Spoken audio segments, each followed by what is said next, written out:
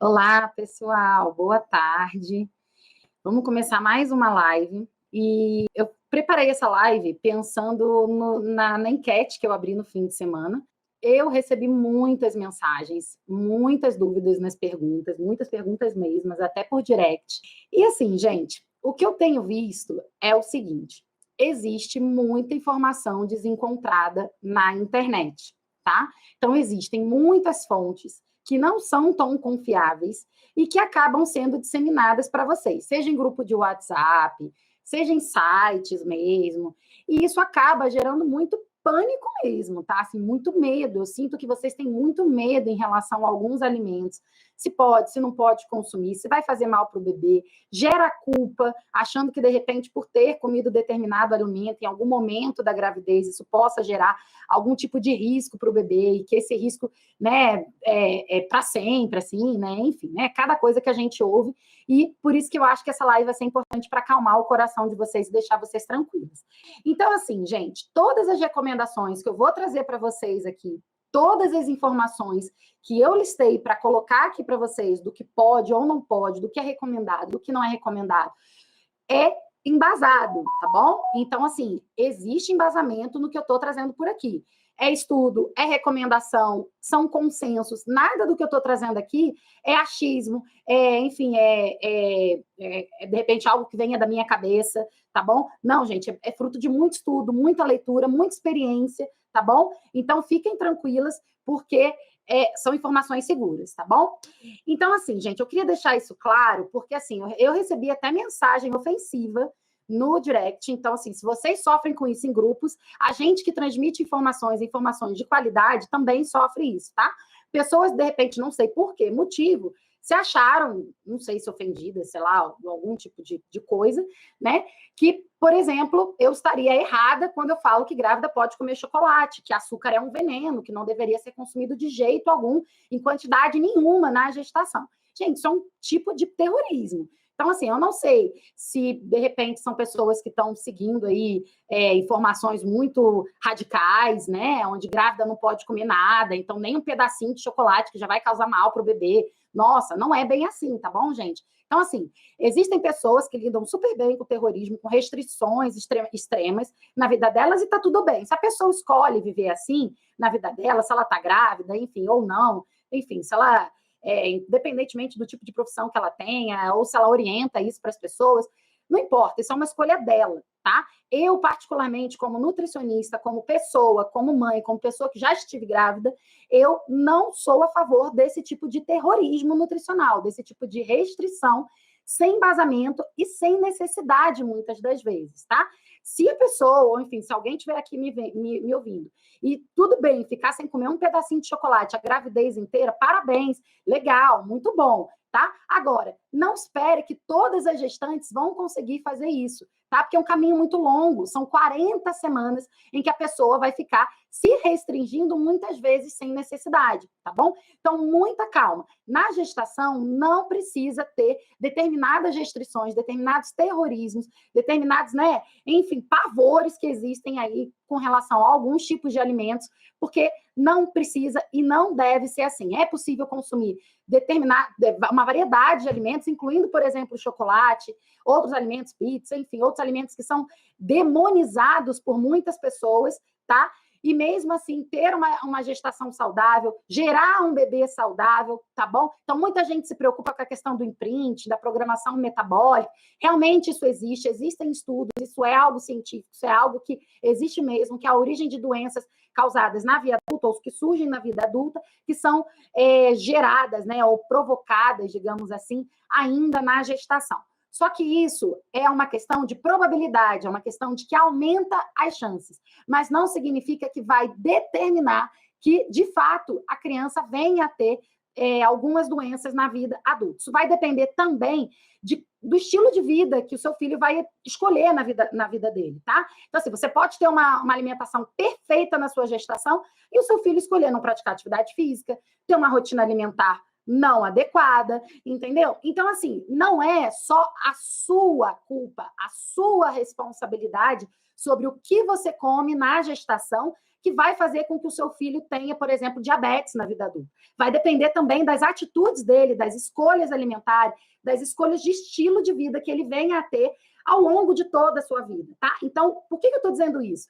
Porque o açúcar, por exemplo, presente no chocolate, ou a gordura presente, por exemplo, na pizza ou em outros alimentos, ela, assim, quando consumida em mais excesso, né, dependendo do seu hábito alimentar, se você basear a sua alimentação só nesses tipos de alimentos, você aumenta as chances, né? Você liga, é como se você ligasse algumas chaves na genética, enfim, né? Para poder deixar um pouquinho mais, de forma mais leiga, para vocês entenderem. No DNA, né? Enfim, no RNA, não é mesmo ali na questão genética da criança, enquanto ela está sendo formada no útero, que aumenta as chances dele vir a ter doenças crônicas, como, por exemplo, obesidade, diabetes, pressão alta, né? Então, tem diversos estudos apontando nesse sentido, tá? Mas isso é uma probabilidade, então a gente aumenta as chances, mas você não determina, não significa que se você come um pedaço de chocolate na sua gestação ou come uma fatia de pizza na sua gestação, que o seu filho necessariamente vai ser obeso quando ele se tornar adulto. Ele vai ter mais chances, mas vai depender do estilo de vida que ele vier a ter ao longo da vida dele. Então, a responsabilidade não é única sua, vai depender também do estilo de vida que ele tiver ao longo da vida dele, tá bom, gente? Eu quis deixar isso aqui claro, porque tem muita coisa sendo falada sobre essa questão de programação, de imprint, e parece que a grávida é a única responsável por essa doença ou por esses fatores que vão surgir, que podem surgir ao longo da vida da criança, tá? Então, assim, a gestação já é uma fase em que a gente está rodeada de gente apontando o dedo, de gente criticando, né? E a gente se sente culpada, seja pelo que come ou deixa de comer. Então, afasta essa sua culpa, foca na qualidade da sua alimentação de um modo geral. E aí sim, alguns alimentos vão poder fazer parte da sua vida, como fazem parte da vida de qualquer pessoa, tá bom? Então, já que eu falei do açúcar, né, vamos falar sobre a questão do chocolate, tá bom? Chocolate também gerou muita dúvida, gerou até mesmo algumas angústias aí em algumas pessoas, tá? Assim, o chocolate, ele pode ser consumido na gestação, tá bom? Chocolate, seja ele de qualquer tipo, tá? Os chocolates, aí a gente tem diversos tipos de chocolates, né? Perdão, a gente tem chocolates ao leite, que são aqueles chocolates com mais massa, né? Na verdade, tem menos cacau e tem mais aquela massa mesmo industrializada, que às vezes tem mais gordura, tem mais açúcar, né? E aí, esses chocolates, eles de fato, se você for consumir eles mais em excesso, você vai estar consumindo mais açúcar em excesso, vai estar consumindo, né, uma quantidade, às vezes, de gordura maior. Isso, dependendo do seu hábito alimentar, mais uma vez eu reforço isso, ele pode contribuir para um ganho de peso. Mas lembra só, não é um chocolate sozinho, você comer um chocolate sozinho que vai fazer você ganhar peso. É o seu hábito alimentar como um todo. São as qualidades das refeições, tá? Que você tem no seu dia a dia. Não o chocolate apenas, sozinho, incluído na sua alimentação, que ele vai ser esse responsável. Seja na gestação ou fora dela, gente. Quem pensa que, de repente, perder peso, enfim, tá?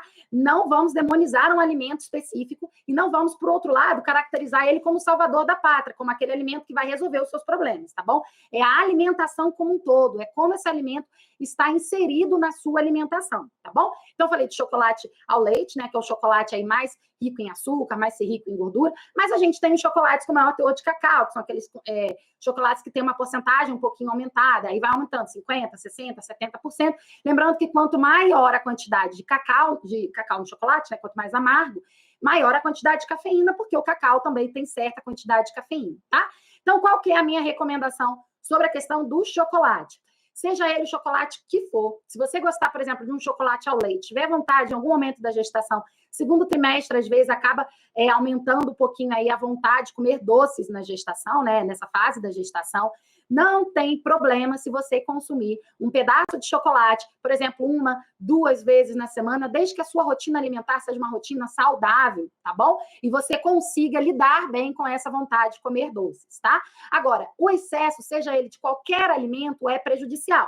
Então, o excesso de chocolate na alimentação vai ser prejudicial, tá? Então, você vai estar consumindo, sim, uma quantidade maior de açúcar, de gordura, e se for um chocolate mais amargo, de cafeína também por conta do cacau. Ficou claro, meninas? Então, assim, não precisa ter medo de consumir o chocolate desde que ele seja inserido numa alimentação adequada, numa rotina alimentar saudável indicada na gestação, tá bom?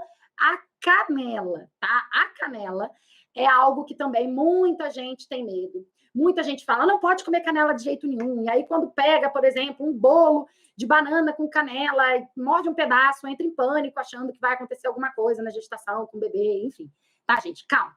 A canela, existem estudos falando sobre, por exemplo, o uso de alguns alimentos ou substâncias como fitoterápicos, né? Então, a canela, ela tem, por exemplo, algumas atividades ali que podem, em alguns casos, serem usados, por exemplo, como chá de canela. O chá de canela, ele não é indicado na gestação, principalmente antes do último trimestre, né? Ali das últimas semanas de gestação. Tá? Eu vou falar sobre isso já para vocês.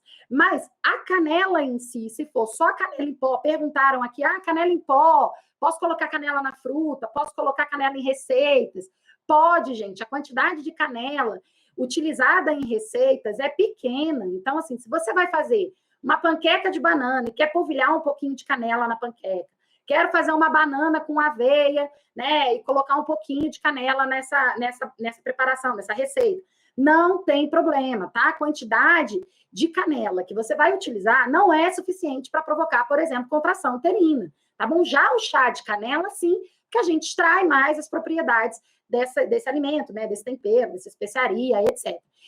Então, assim, não tem problema, por exemplo, usar a canela no mingau, tá? Ninguém consegue usar a canela numa quantidade muito alta a fim de dar, por exemplo, contração uterina, tá? Porque palatável, né? Em termos de paladar, ninguém consegue usar esse tipo de quantidade de canela a ponto de causar riscos na gestação, tá? O chá de canela já é diferente, tá? Então, assim, o chá de canela, ao longo de toda a gestação, ele não deve ser utilizado. Agora, para as meninas que estão aí já com 39 semanas, 40 semanas, esperando um parto natural, estimulando o parto natural. Gente, o bebê já está pronto para nascer, né? O que mais você quer é contrair o útero, né? Estimular. Então, assim, pode tomar o chá de canela. Você não vai tomar em grandes quantidades, mas ali você pode tomar uma vez no dia, né? Enfim, não tem problema, tá? Então, chá de canela, nessa fase, pode ser utilizado. Agora, ao longo da gestação, né, durante o primeiro e segundo trimestre, é bom evitar. Tá? Agora, canela, como eu falei, só fechando aqui, canela em receitas, né, polvilhada, enfim, não tem problema nenhum, tá, gente? Então, quem gosta aí de receitas com canela, pode comer, que não tem problema nenhum, tá bom? Desde que sem exageros, né, gente? Então, assim, óbvio, né, se você vai fazer um bolo de banana com canela, come a quantidade indicada, tá bom? Então, tudo com cautela, com moderação, né, dentro de uma alimentação adequada. Tudo bem? Então, olha só, a próxima, né, eu selecionei, assim, de cada uma, gente, as perguntas mais, vieram várias, né, então, assim, as perguntas mais comuns, tá bom? E algumas, assim, que eu achei que, de repente, foram, sem dúvidas, que podiam ajudar todo mundo também. As outras eu vou respondendo ao longo da semana, tá bom? Então, assim, ó, pimenta. A pimenta gerou pouca dúvida, acho que de vocês também estava tranquila essa questão de pimenta, mas é uma dúvida que eu recebo muito no consultório, tá? A pimenta, ela pode ser consumida na gestação, não tem contraindicação nenhuma para o bebê, apenas assim, quem gosta de chás, né, que leva aí pimenta, é bom evitar. Mas a pimenta, por exemplo, em temperos, né, vai fazer uma comida, gosta de colocar uma pimentinha, gosta de um alimento mais apimentado, né, uma receita mais apimentada, não tem problema. Agora, as gestantes mais sensíveis, que tem mais azia, que tem mais refluxo, e aí vai muito da tolerância individual, né? Pô, tem que ficar mais atentas, porque a canela, ela irrita um pouquinho a mucosa do estômago, né? Então, assim, ela tem algumas substâncias ali que ela irrita. Então, para as meninas mais sensíveis, pode sim piorar a azia e refluxo. Isso é uma regra? Todo mundo precisa tirar a canela da sua alimentação na gestação por conta da azia, do refluxo, do desconforto gástrico? Não. Se você tolerava bem a canela antes de engravidar, a canela não, desculpa, a pimenta antes de engravidar, e na gestação você consome, já tinha o hábito, enfim, isso é avaliado de forma individualizada, tá bom, meninas? Mesma coisa para as frutas ácidas, tá? Então, assim, não precisa tirar se você tolera bem, tá bom? Para o bebê, para a sua gestação, não tem risco nenhum, tá bom? Agora, é bom tomar cuidado, né, no excesso, porque mesmo que você tenha uma boa tolerância para pimenta, o excesso de pimenta na gravidez aumenta a chance de desconforto, de azia e refluxo. Mas pode consumir, tá bom, gente? Sushi, esse foi a polêmica da vez, né? Então, assim, junto com alguns outros aí que já vão pela frente, o sushi. O sushi, gente, é peixe cru, né? É assim, comida japonesa, de um modo geral, a gente tem diversas preparações.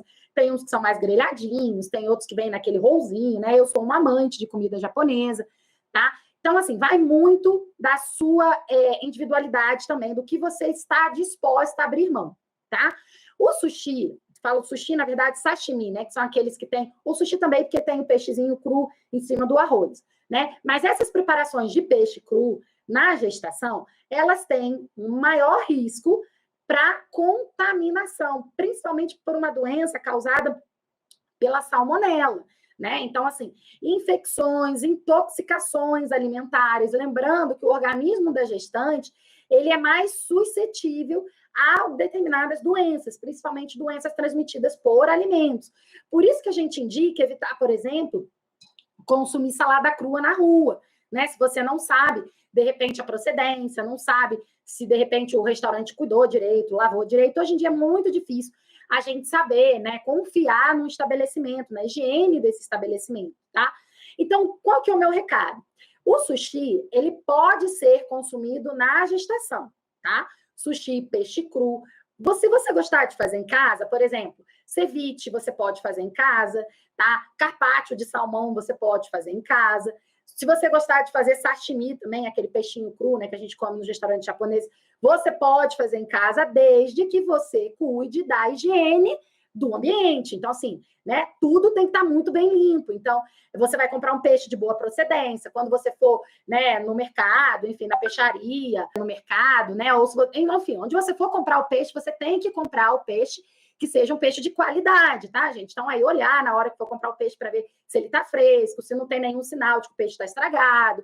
Se for comprar posta congelada, né, ver, olhar a data de validade, tá bom? Cuidados básicos quando a gente vai adquirir algum alimento no supermercado, enfim, tá? E quando você for fazer em casa, tomar cuidado, obviamente, com todo o processo de higiene, né, durante o preparo desses alimentos, seja ele qual for. Mas alimentos crus, né, saladas, por exemplo, também é importante ter esse cuidado. Agora, me perguntaram aqui, qual pergunta fazer num restaurante para eu saber se o sushi que eu estou comendo é seguro? Gente, se você chegar para um restaurante, seja ele qual for, e dizer assim, moço, o sushi que você prepara aqui é seguro? Ele vai dizer que sim, que ele quer vender, né? Ele quer que você coma no restaurante dele. Então, assim, gente, o cuidado que a gente tem que ter quando a gente for em qualquer restaurante é olhar, né, o estabelecimento, dar uma olhadinha assim por alto, né? Então, assim, não procura ainda, de repente, né, olhar no sentido se o ambiente está limpo. Tem alguns, a maioria desses restaurantes de sushi dá para ver a cozinha por dentro. Então, você consegue ver como é que o manipulador, né, como é que o sushi man está preparando esse sushi, tá bom? E o que eu costumo falar para as meninas é: vai em restaurantes que você já conhece. Não é o momento de você experimentar um restaurante novo que abriu na cidade, ou enfim, que você nunca foi, que falaram para você, tá? A não ser que seja um restaurante muito bem avaliado, né? Muito bem indicado. Mesmo assim, cuidado, gente, tá? Então, assim, procure saber, pesquisar sobre o estabelecimento antes de ir no restaurante, tá? E procure evitar comer com muita frequência, tá? Então, assim, bateu aquela vontade de comer um sushi, vai no restaurante de confiança, tá bom? E aí tá tudo certo, tá bom? Esse é o recado sobre o sushi, tá? Peixe cru é mais ou menos isso, tá? E perguntaram também sobre que peixe, na verdade, não poderia por conta do iodo, de metais pesados, contaminantes, né? Na verdade, gente, peixe pode. Eu vou falar um pouquinho sobre essa questão dos outros frutos do mar, né? Que é contaminantes, etc. Quando eu vier falar do camarão, já para vocês. Mas peixe pode e deve ser consumido na gravidez, tá? Sim, existem peixes que têm uma quantidade, por exemplo, de mercúrio, de cádmio, né? Que são metais pesados, aí são contaminantes, tá? Então, por exemplo, o atum é um peixe que tem uma quantidade um pouquinho maior, né? Desses tipos de metais pesados. Mas o que se tem, mais uma vez eu vou falar, recomendação, né? O que a gente tem de embasamento para eu te passar uma recomendação é o seguinte: hoje em dia, atualmente, a FDA recomenda até 2 refeições na semana de peixes e frutos do mar, tá? Isso inclui também o camarão, que eu vou explicar com mais detalhe para vocês, tá bom? Então, assim, independentemente do tipo de peixe, o ideal é que não ultrapasse 2 refeições na semana. Então, quando eu falo 2 refeições, por exemplo, se você fez peixe para amanhã, seria o almoço e o jantar, tá? Ou o almoço de, também é quarta, né? Quarta e quinta, tá bom? Gente, para a gente evitar sobrecarga desses metais, se houver a presença desses metais pesados nesse alimento. E lembrando que não tem como a gente saber a quantidade, né? E se de fato esses peixes que a gente está consumindo têm os metais pesados. Por isso que é indicado essa recomendação de evitar o consumo frequente, tá? Assim como a gente recomenda também o consumo não exagerado de carne vermelha, né? Por diversos fatores. O peixe também entra nessa questão, tá bom? Então, gente, pode comer peixe, desde que bem cozidinho, bem limpo, né? Se for fazer o peixe cru, tipo sashimi, que higienize bem as bancadas, os utensílios durante o preparo, tá bom? E é basicamente isso, tá? Acho que ficou bem clara essa questão do sushi. Se alguém ficou com dúvida, no final eu venho responder também, tá bom? Então, assim, teve uma pergunta que eu achei interessante. Pode o sushi cozido ao lado do cru? É mais seguro? Gente, não tem essa, né? Então, assim, o alimento cozido, ele não torna o cru mais seguro, né? Então, assim, quando a gente cozinha um alimento, quando a gente, por exemplo, faz um peixe cozido, né? Ou aquelas preparações da comida japonesa que o peixe é mais grelhadinho, a gente diminui as chances de proliferação de micro-organismos, né? Porque muitos deles morrem ali no meio do caminho do processo, né?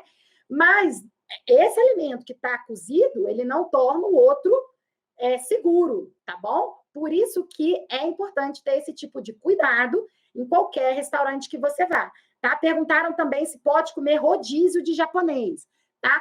O rodízio de japonês depende do restaurante. O cuidado, por exemplo, se você for num rodízio de carnes, né? Restaurantes tipo churrascaria. Muitas churrascarias têm um buffet de japonês. Aquele buffet de japonês, ele fica exposto ali muito tempo, tá? E aí tem pessoas manipulando, né? Tem gente que pega o pegador, pegou a mão, tal, pegou o pegador, né? Tá falando, passa ali, tá exposto ao ar. Então, quanto maior tempo fica ali em exposição, maior a chance de proliferação de bactérias, né? De micro-organismos que estão nesses alimentos. E é um alimento cru, tá? Então, a minha sugestão é evitar pegar sushi, sashimis, né? Esse tipo de preparação nesse tipo de restaurante, porque a chance de aumenta a chance de você consumir um alimento mais contaminado, digamos assim, tá? Agora, rodízio de japonês, ele é feito ali na hora para você, né? Então, você vai pedindo, depende muito da dinâmica de cada restaurante. Então, mais uma vez, eu falo para vocês irem em restaurante que vocês já têm o hábito de ir, já conhecem a dinâmica do estabelecimento, já conhecem, né, a fama do estabelecimento, tá bom? Então, é basicamente esse cuidado, tá? Então, o rodízio de japonês, como na maior parte dos estabelecimentos, por exemplo, que eu já fui, que eu conheço, eles são preparados ali na hora. Então, o sushi man tá lá cortando ali, né, fatiando o sashimi, né, dependendo da quantidade de porções que são solicitadas durante a hora de atendimento ali daquele restaurante, tá bom? Então, essa é a sugestão, essa é a indicação e é o meu conselho para vocês, tá bom, gente? Para ninguém sair daqui com pânico, com medo com relação ao peixe e ao sushi, tá? Agora vamos lá, aos chás. Chás, gente, chás, existem muitas coisas falando sobre chás na gestação. Então, você pode ver profissionais falando que determinados chás podem ser consumidos na gestação, profissionais que falam que chás não podem ser consumidos na gestação. Você entrar na internet dizendo, chá de camomila pode, chá de camomila não pode, tá? Para eu poder vir aqui hoje e falar para vocês se pode ou se não pode, uma coisa vocês tenham certeza. Eu li, estudei muito, tá? Mais de 2 horas. Hoje eu já fiquei lendo, estudando para ver se não saiu, sei lá, né? Vai que de repente hoje saiu uma nova recomendação que eu não estava sabendo, né? Então, assim, até isso, as pessoas costumam apontar o dedo para outras pessoas e falarem: olha, né? Será que você não viu? Saiu a notícia tal, que esse chá, enfim, não pode na gravidez. Tá? Então, assim, gente, depende da referência, tá?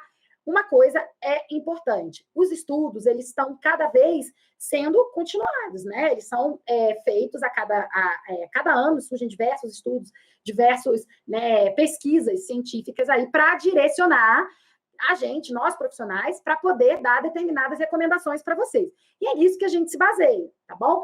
Então, assim, quando a gente fala em chás, a gente olha, por exemplo, os chás, eles são utilizados como fitoterápicos, né? Então, a fitoterapia durante a gestação, ela tem algumas recomendações. Até hoje, o que se tem de recomendação, tá? Que eu pesquisei até ainda há pouco, 3 horas da tarde, foi a última vez que eu parei de olhar sobre isso, tá? Mas eu todo dia estou olhando. Então, assim, gente, se alguém aqui tá me assistindo, ou alguém vai ver essa live depois, e viu uma referência diferente do que eu estou falando agora, me manda. Porque, de repente, eu não conheço, né? Não vi, enfim, em algum momento, aí, sei lá. E aí eu posso olhar e posso te ajudar também, de repente, com essa dúvida, tá bom? Então, vamos lá. Os chás, o que a gente tem de recomendação hoje é que qualquer tipo de chá de ervas, seja ele qual for, tipo de planta, não é indicado na gestação, principalmente nas fases críticas do desenvolvimento do bebê. Isso quer dizer, primeiro trimestre, basicamente, tá? Onde o bebê está sendo formado. Por quê? A maioria dos chás, né, quando a gente fala em planta, a gente tem diversas substâncias. E cada uma dessas substâncias, tem nomes diferentes aí, elas têm efeitos, né? Algumas podem afetar a formação do bebê, né? Outras podem estimular a contração uterina, né? E o primeiro trimestre é uma fase da gestação muito sensível, por exemplo, para aborto. Então, tudo que a gente quer é evitar que a gestação não se perca, né? Que você perca, enfim, a gestação no primeiro trimestre. Então, a gente quer que depois de 12 semanas esteja tudo lindo e maravilhoso. Então, o que a gente puder evitar de risco no primeiro trimestre, melhor, tá bom? Aí, assim, cada caso é um caso, a gente vai avaliando. Eu costumo avaliar de forma individualizada com as minhas gestantes, que fazem acompanhamento individualizado comigo ao longo da gestação, tá? Eu vejo as necessidades delas, negocio, pergunto, vejo a quantidade, a frequência de determinados chás que, no geral, até hoje, não são indicados na gestação. E aqui eu vou fazer a lista para vocês, tá bom?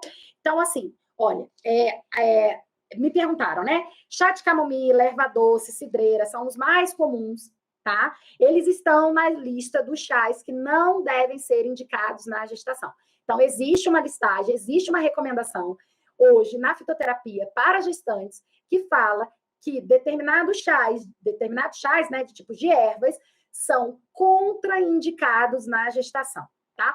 E aí eu vou dizer a lista aqui para vocês, tá bom? Vamos lá. Ó, são os mais comuns. Então, carqueja, hibisco. Então, meninas aí que gostam, que tinham o hábito de tomar chá de hibisco, tá? Cuidado com o chá de hibisco na gestação. Capim-santo, capim-limão, boldo. Tá? O boldo é muito usado também para, às vezes, aliviar a azia, gastrite, né? Aquele desconforto estomacal. Muito cuidado com o chá de boldo na gestação. Erva doce, camomila, espinheira santa, chá de hortelã. Isso não quer dizer que a hortelã não possa ser utilizada em receitas, tá? Pode, não tem problema. O negócio é o chá que você está extraindo com maior quantidade, digamos assim, né? Deixando mais ativo, digamos assim, as propriedades dessa planta, tá? Melissa, que é a camomila, né? Funcho, tá bom? Então, chá de funcho. Eu recebi mensagem dizendo que chá de funcho era recomendada na gestação. Pelo contrário, segundo essa recomendação, o funcho é contraindicado na gestação. Gente, se existe uma recomendação diferente dessa e alguém conheça, por favor, me manda, porque eu vou ler sobre isso, tá bom? Então, olha só, chá de funcho na gestação é contraindicado. O funcho, ele é liberado e indicado no pós-parto, que é outra fase, é outra coisa. Tá? Então, assim, no pós-parto, o funcho ele é indicado porque ele tem efeito galactogogo. O que significa isso? É um efeito de estimular a produção láctea. Então, existem alguns chás específicos para puérpera, né? Para a mãe que está amamentando, estimular a gravidez, tá? Então, aí existe o próprio funcho, a própria camomila, né, que estimula a lactação. Então, depois que o bebê nasce, pode tomar chá de funcho e chá de camomila, tá bom? Então, assim, a erva cidreira, há muita controvérsia. Então, assim, eu já vi referência falando que pode depois do segundo trimestre, que seria seguro, né? Mas que no primeiro trimestre é bom evitar por conta dessas questões todas de fatores de risco. Qual que é a minha indicação para vocês? Por que eu falo, bato na tecla, quem vem aqui vai ver post meu falando sobre chá de ervas na gestação, é bom evitar. Por quê? Por causa dos riscos, gente. Então, assim, se existem recomendações indicando que para o uso de fitoterápico, chás como uso fitoterápico, né? Que as meninas mandaram perguntar, eu sinto muita ansiedade, quero dormir, enfim. Com esse objetivo, existem outras formas de vocês conseguirem isso sem ser utilizando o chá, entendeu? Então, assim, gente, se existe a recomendação, existe chás, né? Desculpa, existem estudos, né, que indicam esse caminho, é bom a gente evitar, tá bom? Então, assim, esse é o meu recado para vocês sobre os chás, tá? E aí, quais são os tipos de chás que pode tomar na gravidez? Gente, chá de fruta, tá? Então, existe uma variedade de chás de frutas. Então, para as meninas que têm dificuldade, por exemplo, de dormir, o chá de maracujá é uma opção para se tomar na gravidez, tá? Então, você pode comprar desidratado, né, para fazer, ou você pode fazer o próprio chá de maracujá, tá bom? Então, assim, meninas, invistam em chá de fruta, chá de maçã, chá de pera, chá de casca de frutas, para quem gosta de chá. O chá de gengibre, eu vou falar sobre o gengibre, o chá de gengibre pode tomar na gravidez, não tem problema, tá? Então, assim, já que eu falei do chá de gengibre, né, já vou adiantar aqui. O gengibre, ele pode ser consumido na gravidez, não tem fator de risco nenhum para o consumo de gengibre na gravidez, inclusive ele é usado em alguns medicamentos para alívio de enjoo, tá bom? Então, assim, o gengibre no início da gravidez, ali quando as meninas estão muito enjoadas, né, às vezes com muita intolerância, o chá de gengibre gelado, ele ajuda a aliviar os enjoos, tá bom? Então, gente, chá de gengibre pode, tá? Não tem problema, tá bom? Então, esse é o meu recado para vocês sobre os chás, tá? De um modo geral, reforço aqui a informação. Evitem chás de ervas. Agora, isso quer dizer que, se me mandaram essa pergunta também, eu tomei chá de camomila, tomei chá de erva doce, e agora? Gente, calma. Isso não significa que se você, em algum momento da gravidez, tomou um chá de ervas, camomila, erva cidreira, erva doce, enfim, melissa, qualquer chá que eu citei aqui que é contraindicado, significa que seu bebê vai nascer com algum problema, ou que você vai ter algum problema na gestação. Isso significa que os estudos mostraram que há relação com alguns fatores de risco. Então, se há relação com alguns fatores de risco, o que a gente tem de recomendação hoje é orientar a vocês, gestantes, que podendo evitar, podendo tirar da alimentação, né, da sua rotina e substituir por outros que são seguros, melhor, tá? Mas não se preocupa, se você tomou hoje, fica calma, dorme tranquila, você não sabia. Mas, assim, reveja como é que é o seu consumo, qual que é o volume que você usa desse chá. Eu já atendi gestantes, meninas, que não bebiam água, que só tomavam chá de camomila. Ela andava com uma garrafinha de chá de camomila na bolsa, né, com ela, e só tomava chá o dia inteiro.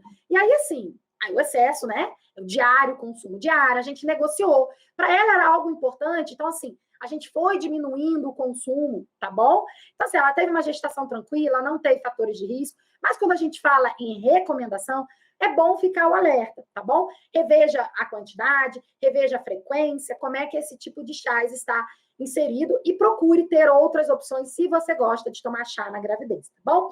Acho que era isso sobre a questão dos chás, era um tema mais complicado, foi o que acho que mais gerou dúvida em vocês, porque realmente existe muita informação desencontrada.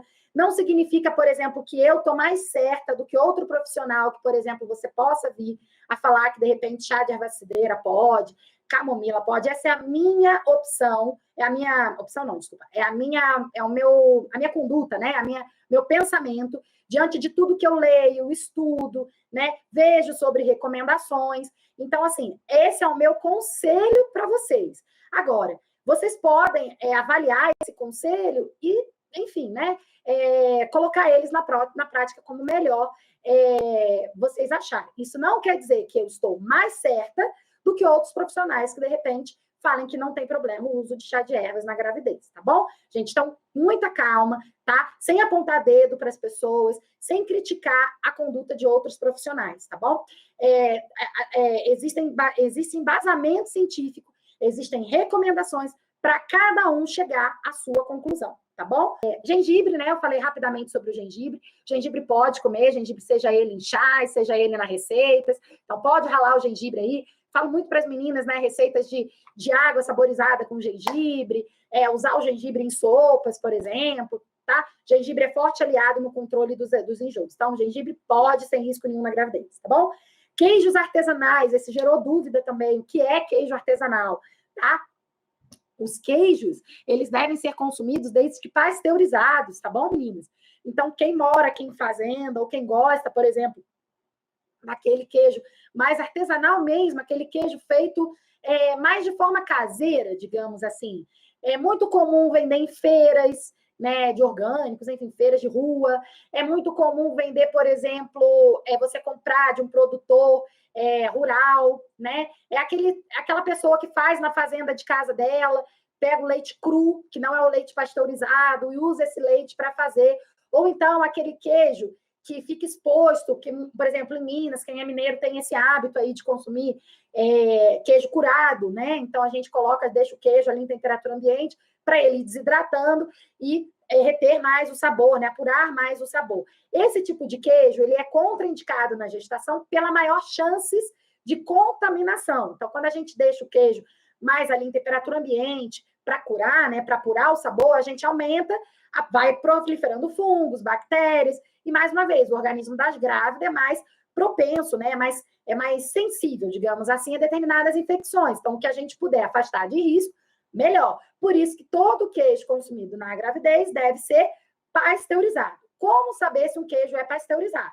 Gente, no mercado ele vai estar lacrado, né? E vai estar com o selo de queijo pasteurizado, tá bom?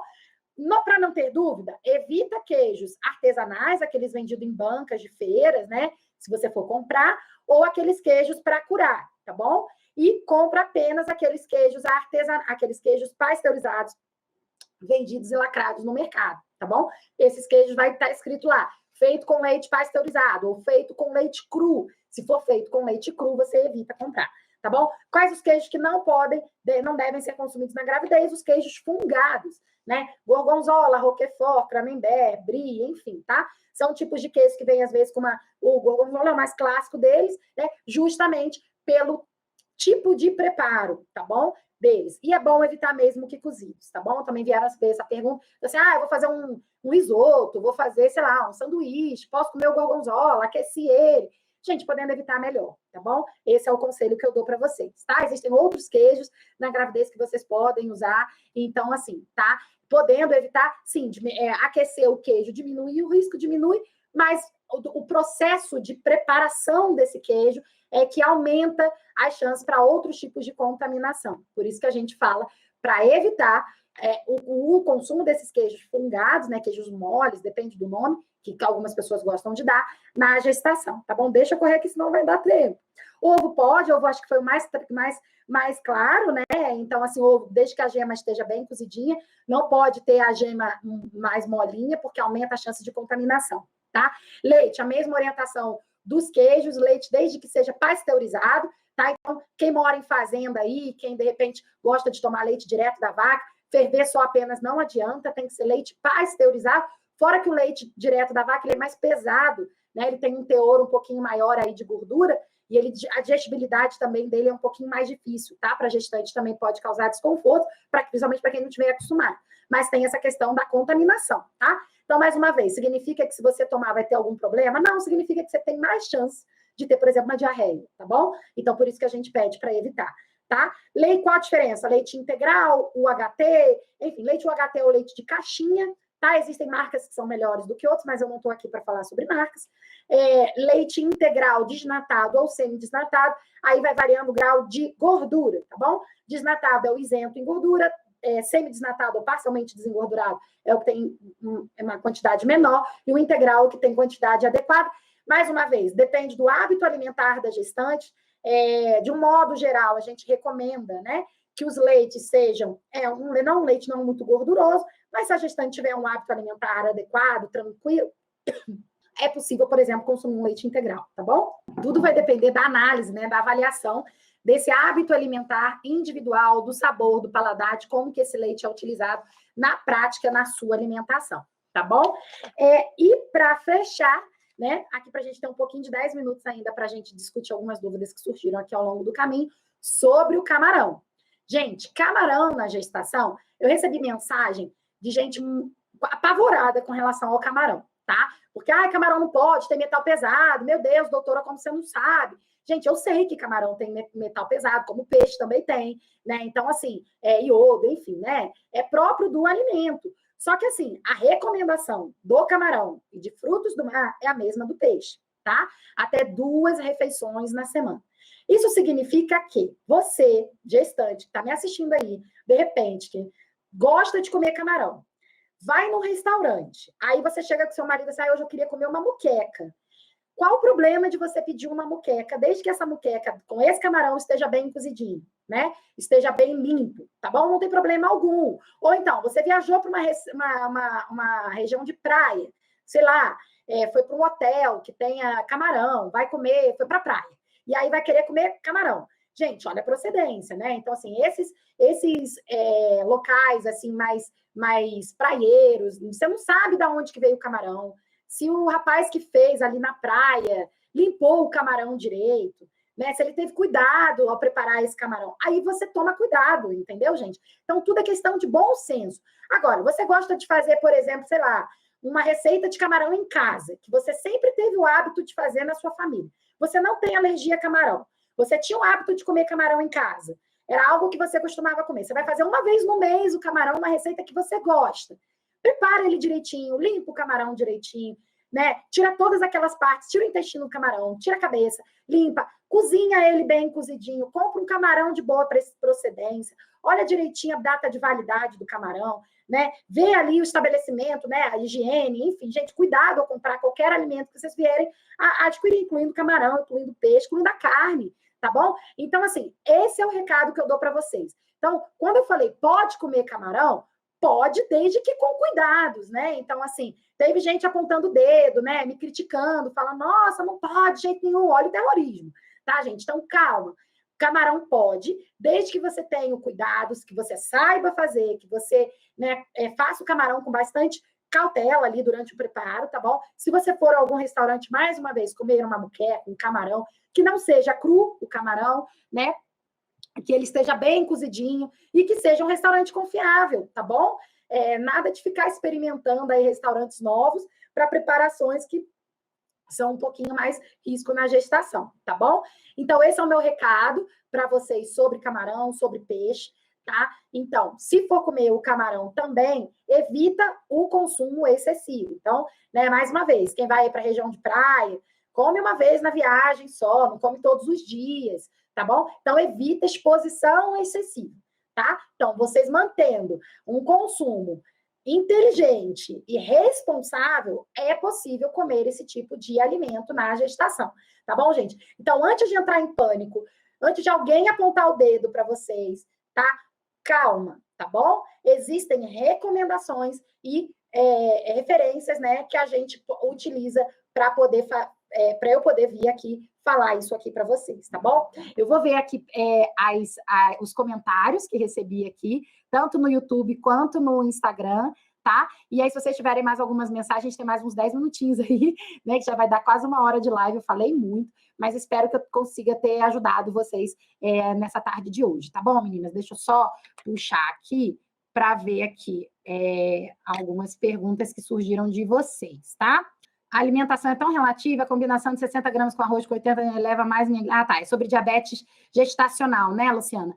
Realmente, assim, essa questão aí do diabetes gestacional não é o tema da live, mas já que você perguntou, teria que ser avaliado de forma individualizada, tá bom? Através do diário alimentar, é a forma que eu faço com as minhas pacientes, que dá super certo, a gente vai entendendo o seu metabolismo, vai entendendo as combinações mais indicadas para você e o que é preciso mexer na sua alimentação sem precisar necessariamente te restringir de forma desnecessária, tá bom?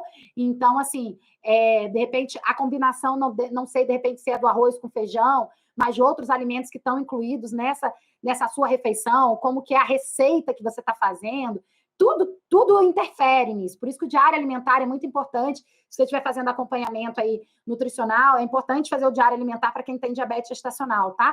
E que o nutricionista acompanhe os seus registros para poder orientar as suas refeições. É assim que eu faço com as minhas pacientes e é assim que eu consigo controlar o diabetes delas sem promover restrições desnecessárias. Porque o diabetes gestacional, ele já exige determinados cuidados mais específicos na gestação. E que se a gente sair retirando um monte de coisa, fica cada vez mais sofrido. Por isso que esse contato direto com o profissional que estiver te acompanhando é importante, tá bom? Mas depois eu posso vir fazer uma live aqui, se vocês quiserem, explicando um pouquinho melhor sobre essas questões, tá? Tenho uma dúvida em relação ao cacau 100%. Ele tem muita cafeína, eu uso ele às vezes no leite, também fazendo sobremesa. Acho que é Caroline, né? Caroline, sim, o cacau 100%, ele tem uma quantidade de cafeína um pouquinho maior, um pouquinho mais alta, né? Mas menor em relação ao café, tá? Aqui no Instagram tem um post que mostra exatamente sobre essa questão de quantidade de cafeína em cada alimento, tá? Mas não tem problema utilizar, por exemplo, no leite, como você falou. Claro que teria que avaliar a sua alimentação, avaliar a quantidade, a frequência da utilização disso e de outros alimentos que também tenham cafeína na sua alimentação, tá? Mais uma vez eu reforço, essas recomendações devem ser feitas após uma avaliação do seu hábito alimentar para que a gente possa ajustar da melhor forma e da forma mais segura para você. Isso aqui são recomendações gerais, mas para a gente poder ajustar na alimentação é preciso avaliar de um modo mais específico, tá bom? Então, peraí, deixa eu ver aqui mais algumas. Na gestação estou com muitas vontades de consumir frutas ácidas, abacaxi, limão, cólicas no bebê não causa, não tem nenhuma relação, tá bom? Inclusive, para as meninas que vêm amamentar aí, isso aí é mito, gente, tá? É só avaliar mesmo tolerância individual do bebê, mas ninguém precisa sair restringindo nada disso por conta de dúvida, por questão de medo, desculpa, anseio para causar cólicas no bebê, tá bom? Deixa eu ver mais algumas aqui. Quanto às polpas de frutas, o melhor é substituir pelo suco de fruta fresca ou posso continuar consumindo normalmente? Sim, a fruta in natura é sempre melhor consumir a fruta do que o suco, mas tanto faz na questão da fruta, se for a fruta fresca ou fruta de polpa, desde que a polpa seja pasteurizada, né? Você compra uma polpa pasteurizada que ela não tem nenhum tipo de aditivo. Ou que você faça polpa em casa, tá bom? Você atende por convênio em algum lugar? Gente, meus atendimentos são só particulares, tá? Depois eu posso explicar um pouquinho melhor para vocês sobre isso. O tipo de atendimento que eu faço é inviável fazer pelo convênio, tá? Porque, enfim, né? Aí são outras questões que aí não acho que não sei se cabe trazer aqui nessa live de hoje, mas o meu acompanhamento, depois eu posso vir explicar um pouquinho melhor para vocês como que é feito na gestação. Ele é bem individualizado, ele é quase que diário, eu falo com as meninas praticamente diariamente, semanalmente, eu estou sempre ali, tem diário alimentar, tem ferramentas. Então, assim, é um trabalho que não é só da consulta, é um trabalho entre cada consultas, onde a gente vai trabalhando determinadas questões para as meninas que têm diabetes gestacional, então isso aí é mais importante ainda. Então, eu estou à disposição, orientando vocês. Então, ali, eu estou trabalhando junto com vocês, sempre que necessário, para que vocês consigam atingir o objetivo de vocês, que vocês vieram buscar quando procuraram um nutricionista, tá? Isso é inviável fazer com atendimento por convênio, tá bom, gente? Então, infelizmente, não é possível oferecer esse mesmo tipo de atendimento pelo convênio. Por isso que os atendimentos são apenas particulares e o acompanhamento integral que eu faço na gestação do pré-natal, ele é exclusivamente particular, tá bom? Vamos lá. Eu tomei chá de erva doce hoje, né, Marina? Mas não se preocupa, foi aquilo que eu falei ainda há pouco, né? Descansa a sua cabeça, tranquilo, só rever aí a quantidade, que tá tudo certo, tá bom? Mas podendo evitar e substituir por outros chás, melhor para evitar os riscos, tá bom, gente? Vou procurar maracujá desidratado. Eu acho que eu pulei o café, né, gente? O café, que eu falei sobre o café, agora eu não lembro. O café eu falei, acho que se eu não falei, eu vou falar aqui rapidinho, eu não lembro se eu falei do café. O café, ele pode na gestação, tá, gente? Desde que também limitado, a quantidade de cafeína na gestação hoje em dia, ela é limitada. O que a gente tem de recomendação do consumo de cafeína na gestação é evitar o consumo de cafeína, né? Podendo evitar melhor, né? O consumo mínimo, mas o que a gente tem hoje, né, embasado, de referência, é não consumir mais do que 200 miligramas de cafeína por dia. Então, as referências atuais, elas ficam entre 200 e 300 miligramas de cafeína ao dia, o que se a gente fizer uma comparação 1 para 1 de cafeína para café, né, considerando que café tiver 100% de cafeína, seria aí 100 ml, uma xícarazinha de 100 ml, né, totalizando no máximo, estourando 2 xícaras de 100 ml no dia. Por isso que eu coloquei essa referência nos stories para você, tá? Isso é o que a gente tem hoje. Porém, todavia, entretanto, esse ano surgiu um estudo de revisão bibliográfica muito assim, que ficou muito comentado por aí por vários profissionais, né? Sugerindo e indicando que o consumo de cafeína na gestação tendesse a zero, tá bom? Porque os riscos provocados, principalmente no primeiro trimestre, no final da gestação, ali, em relação a desfechos da gestação, parto prematuro, baixo peso ao nascer, entre outras questões, são muito altos. Então, seria mais seguro até mesmo a gestante não consumir nada de cafeína na gestação. Mais uma vez, eu reforço que isso eu particularmente, Tatiana, como nutricionista, eu avalio individualmente com a minha gestante, de acordo com o que a gente considera mais seguro para ela, de acordo com o hábito alimentar dela, de acordo com o consumo de outros alimentos que tenham cafeína, tá bom? Então, assim, tudo é avaliado e como que o café é incluído na vida dela, tá bom? Então, assim, a recomendação é, podendo evitar, melhor, né? Então, se você conseguir ficar sem consumir café, né, principalmente outras bebidas ricas em cafeína, refrigerantes, né? Enfim, a quantidade de cafeína no chocolate é muito pequena, gente. Então, assim, não vamos demonizar o chocolate por conta da cafeína, tá bom? Assim, os chocolates, como eu falei, mais ricos em cacau, tem uma quantidade de cafeína um pouquinho maior, né? Mas você não vai evitar a quantidade excessiva. Mas o café, especificamente, que é uma quantidade de cafeína mais alta, podendo evitar na gestação, melhor. Os cafés descafeinados reduz muito a quantidade de cafeína, mas ainda existe ali uma quantidade de cafeína mínima nesses produtos descafeinados. Beleza? Se eu não falei do café, estou falando agora. Se eu falei de novo, apenas repetir, tá bom, gente? Porque foi muita coisa aqui, mas acho que ficou claro para vocês aí, né? Deixa eu ver aqui se tem mais alguma outra pergunta aqui. Gente, tem muitas outras perguntas. Eu vou responder também. A acarajé pode, Sandra. Acarajé, só cuidado aí com a procedência, tá? E também com a quantidade de pimenta, tá bom? Porque ele pode dar um pouquinho mais de azia, tá? Mostarda na salada, molho, pode, não tem problema, desde que você tome cuidado com a procedência também dessa mostarda, né? Lembrando que é um molho industrializado. Quanto mais molhos industrializados a gente puder evitar, melhor, né? Mas mostarda irrita mais o estômago. Então, para quem tem aí azia e refluxo, é bom evitar. O que a gente puder evitar em excesso de industrializados, melhor, tá bom, gente? Com certeza, live sobre diabetes gestacional. Eu vou fazer então, meninas, vou trazer uma live aqui sobre diabetes gestacional. De repente, a gente combina aí uma por mês, aí a gente vê se vocês quiserem para poder ajudar vocês, porque eu sei que é uma dor muito forte, tá bom? E que vocês ficam muito perdidas, muito restritas. Eu vejo muito sofrimento de vocês no diabetes gestacional. Fico muito triste com isso. É muita gente sugerindo, de repente, tirar um monte de coisa que não precisa ser tirada. Quando a gente consegue fazer ajustes certeiros na alimentação, é possível consumir qualquer tipo de alimento, tá bom? E lembrando, cada gestante é única, cada gestante deve ser avaliada de modo individualizado, por isso que eu trabalho com as minhas gestantes com diabetes gestacional, principalmente naquela primeira semana, com diário alimentar. Então, eu vou explicar isso depois melhores com você, mas é a ferramenta, assim, a minha maior parceira, né, para eu poder ajudar a essa mulher a controlar os níveis de glicemia sem restringir a alimentação, tá? Então, eu já vi gestante aqui que não comia nada direito no café da manhã, lanche da tarde, almoço super restrito, e mesmo assim a glicemia lá em cima. Então, ela estava sofrendo sem conseguir controlar a glicemia, sem necessidade, tá bom, meninas? Então, acho que é isso. Muitas perguntas sobre diabetes gestacional. Eu vou vir, prometo fazer uma live sobre diabetes gestacional aqui para vocês, tá? Ok.